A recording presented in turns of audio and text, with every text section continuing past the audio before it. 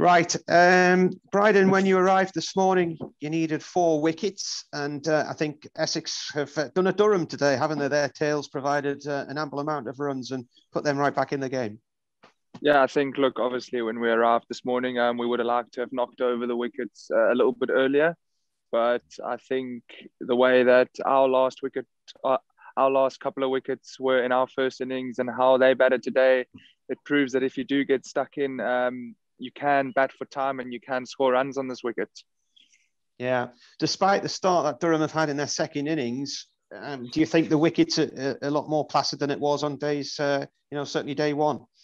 Yeah, look, I think definitely the pace has gone out of the wicket over the last day or two.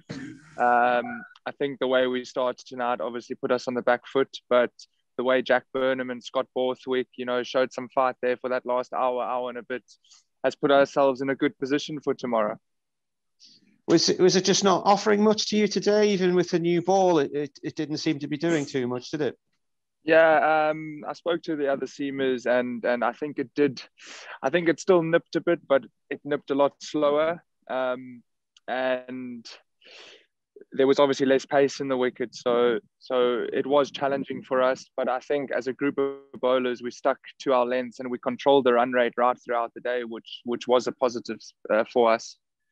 Yeah, I think what we've seen in this season already in the 2 matches you've played so far, there are plenty of runs to be had at the end of the innings for teams, aren't there? You did it last week at Notts. Notts did it. You did it here. Essex have done it here.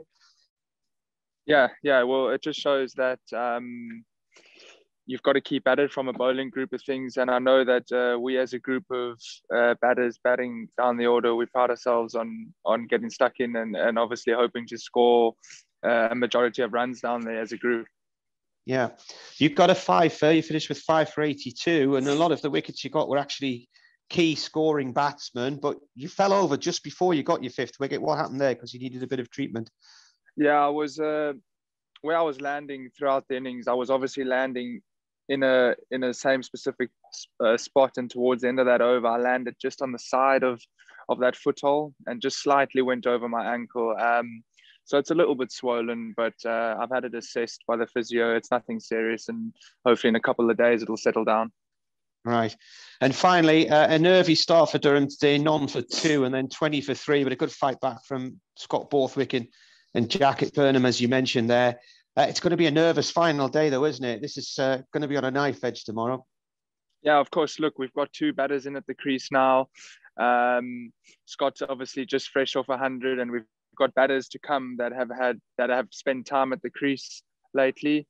So hopefully we get through the first half an hour tomorrow, and then it's a case of 1 or 2 good partnerships, and it's 100 runs, and we're going in tomorrow with real belief that we can win this game.